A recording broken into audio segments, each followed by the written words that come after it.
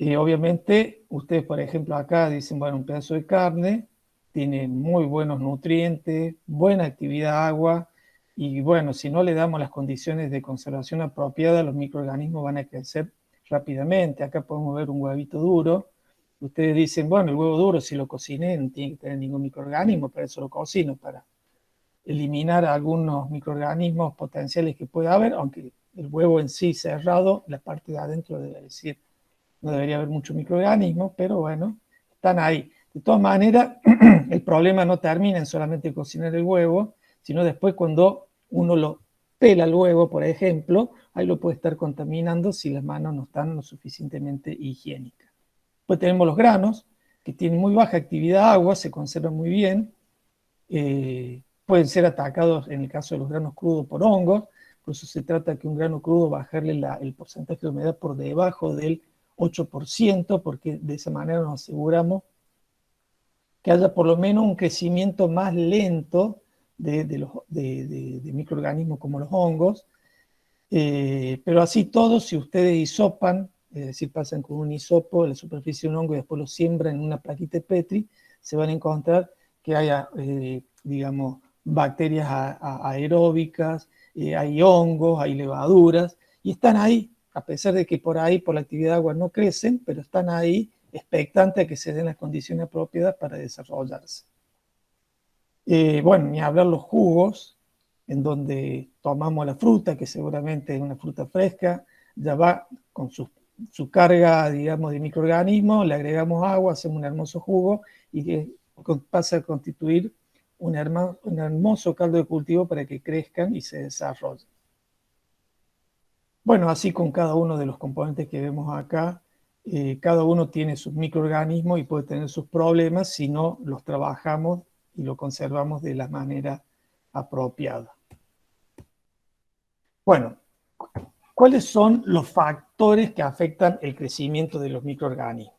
Y esto es importante porque se vincula después directamente con los controles que ustedes quieran hacer en una industrialización de algún producto alimenticio. La temperatura. Acá está clarito en este gráfico, en el eje de la X tiene la temperatura y acá la velocidad de crecimiento. Y fíjense que a medida que aumenta la temperatura, cómo esta línea de crecimiento, de la velocidad de crecimiento, va aumentando, hasta que llega a estos valores de acá. De acá dice claritamente que las reacciones enzimáticas se incrementan rápidamente a medida que aumenta la velocidad, hasta que llegan a este valor de acá que dice óptimo. Claro, acá estaríamos, este rango que tenemos acá de temperatura, son los valores óptimos de crecimiento. Claro, la célula está trabajando con toda su maquinaria a la temperatura ideal para que ocurran todas las reacciones en una velocidad máxima, como dice acá. Y observen este pequeño detalle. Cuando la temperatura ya crece demasiado y con unos pocos grados centígrados más, puede caer abruptamente el crecimiento de los microorganismos. ¿A qué se debe esa, digamos, caída abrupta y muchas veces muerte del microorganismo? A que se produce un proceso de desnaturalización de sus proteínas. Recuerden cuando vieron la clase de química de fundamentos de alimento, teníamos las proteínas que tenían que tener una conformación apropiada para que pueda cumplir sus funciones. Cuando ustedes, por una cuestión de excesiva temperatura, esa proteína se empieza a desacomodar su estructura espacial, las enzimas pierden su actividad, muchas proteínas que eran transportadoras dejan de transportar los nutrientes, y bueno, ahí viene un proceso que puede ser hasta la muerte del microorganismo. También las membranas, se produce, digamos, una lisis termal, un colapso, digamos, del citoplasma, de las membranas citoplasmáticas, es decir, que se desarma un poco la membrana y bueno, obviamente eso lo va a llevar al microorganismo a que muera. ¿Qué pasa si vamos hacia el otro extremo? Llegamos a un punto donde es mínimo el crecimiento, se produce un proceso de congelamiento de la membrana, las proteínas que hay en la membrana que necesitan moverse en la fluidez de esa membrana y realizar el transporte moléculas, muchas de ellas nutrientes para la célula, bueno, eso se paraliza todo y, bueno, obviamente se detiene el crecimiento. Eso no significa que el organismo o el microorganismo esté muerto. Puede que haya detenido su crecimiento, pero sigue vivo. Puede producirse eventualmente alguna muerte celular si hay un proceso de congelamiento, es decir, que el citoplasma, el agua citoplasmática se congele, se expanda y eso puede destruir la célula. Pero normalmente por un enfriamiento se puede detener el crecimiento, pero no necesariamente se está matando al microorganismo. Así que hay que tener cuidado con ese detalle. Otro de los factores que afecta mucho el crecimiento de los microorganismos es el pH, y tiene que ver también estos cambios de pH con la desnaturalización que se produce en las proteínas y las enzimas que forman ese microorganismo. Tengan en cuenta que cambios de pH generan también desnaturalización de proteínas. Por lo tanto, cada tipo de microorganismo, cada especie, va a tener sus pH óptimos de crecimiento. La mayoría de ellos, podemos decir que se encuentran dentro de pHs relativamente neutros o alrededor de un pH neutro, que puede ir entre 6 y 8, bueno, 5, 9, como dice acá. Ahí van a encontrar un gran grupo de microorganismos, pero hay otros que soportan pH bien alcalinos y esos se van a llamar alcalófilos, y algunos microorganismos también soportan pH muy ácidos y eso se llama acidófilos, es decir, que aquellos que crecen por pH superiores a 9 son los alcalófilos y aquellos que crecen y viven en pH inferiores a 5 se los llama acidófilos. Por ejemplo, acá tenemos algún listado de alimentos muy conocidos y los pH que tienen, el tipo de microorganismos que pueden, digamos, vivir en ellos. Por ejemplo, una clara del huevo, camarón, leche, manteca, pollo, carne, están dentro de este rango entre 5 y 9. Son alimentos que se los denomina de baja acidez o no ácidos.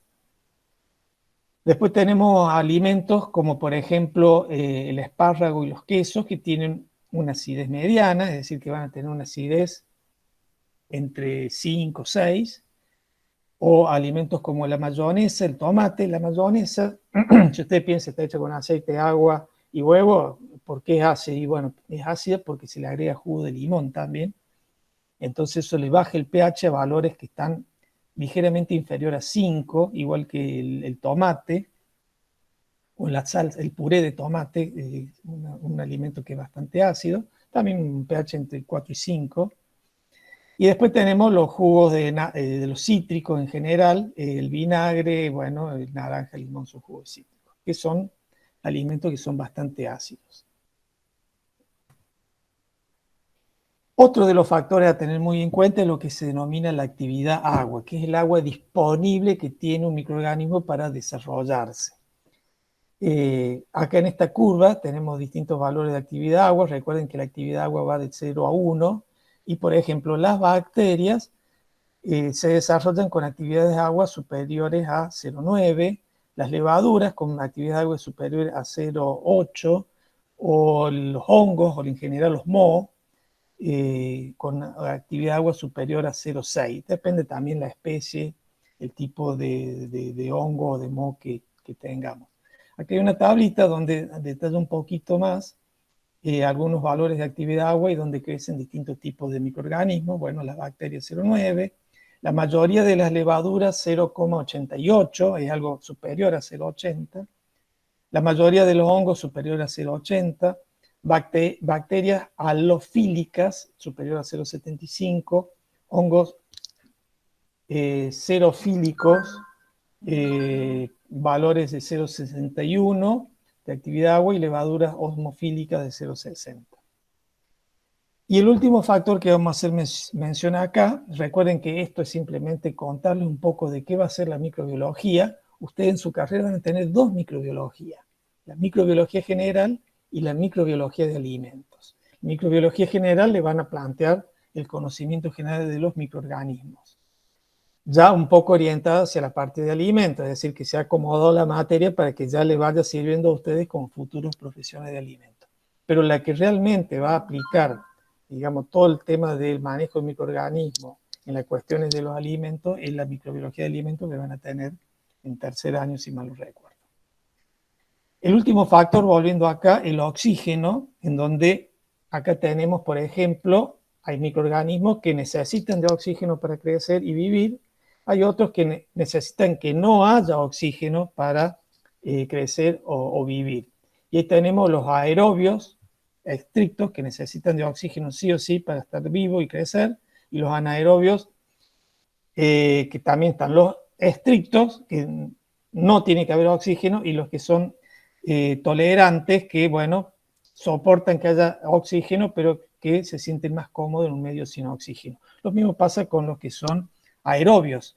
Hay microorganismos aerobios que viven, crecen bien en presencia de oxígeno, pero que no los daña o tienen una cierta tolerancia a las bajas presiones de oxígeno.